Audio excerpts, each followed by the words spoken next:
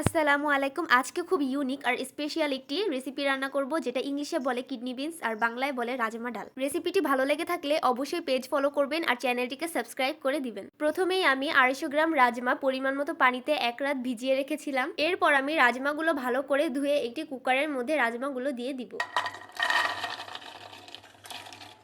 এরপর পরিমাণ মতো পানি এবং আস্ত মশলা, তেজপাতা, দারচিনি, স্টার, এলাইচি, জয়ত্রী ও সামান্য একটু লবণ দিয়ে এটি কিছুক্ষণের জন্য সেদ্ধ করে নিব। এরপর একটি ফ্রাই প্যানে পরিমাণ মতো তেল নিয়ে এর মধ্যে টমেটো, পেঁয়াজ, কাঁচামরিচ, রসুন কুচি, আদা কুচি ও কাজু বাদাম দিয়ে এটি কিছুক্ষণের জন্য ভেজে নিব। এভাবে কিছুক্ষণ লাল লাল করে ভেজে নিব। এভাবে মশলাগুলো ভেজে নিয়ে একটি প্লেটে ঠান্ডা করে নিব। এরপর একটি মিক্সির জারে মশলাগুলো দিয়ে কিছুক্ষণের জন্য এটি ভালো করে ব্লেন্ড করে নিব। ব্লেন্ড করা হয়ে গিয়েছে। এখন একটি ফ্রাই প্যানে পরিমাণ মতো একটু তেলে 2টি শুকনো মরিচ দিয়ে ও এর মধ্যে মশলার পেস্টটা দিয়ে দিব। যতক্ষণ না পর্যন্ত মশলা থেকে তেল বেরিয়ে আসে ততক্ষণ পর্যন্ত মশলাটা ভালো করে একটু কষিয়ে নিব।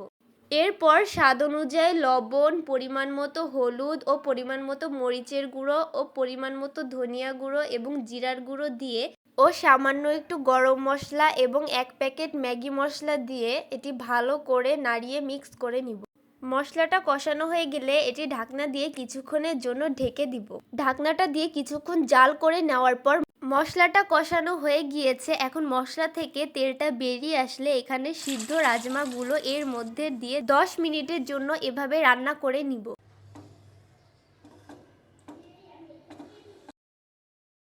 এভাবে ঢাকনাটা দিয়ে কিছুক্ষণ ফুটিয়ে নিব। এরপর ঢাকনাটা তুলে দেখতেই পাচ্ছেন গ্রেভিটার কালার চলে এসেছে। আমাদের রান্নাটা অলরেডি তৈরি হয়ে গিয়েছে। এখন এখানে একটু ধনিয়া পাতা অ্যাড করে দিব। এই রেসিপিটা গরম গরম ভাত দিয়ে বা রুটি দিয়ে খেতে অসাধারণ লাগে।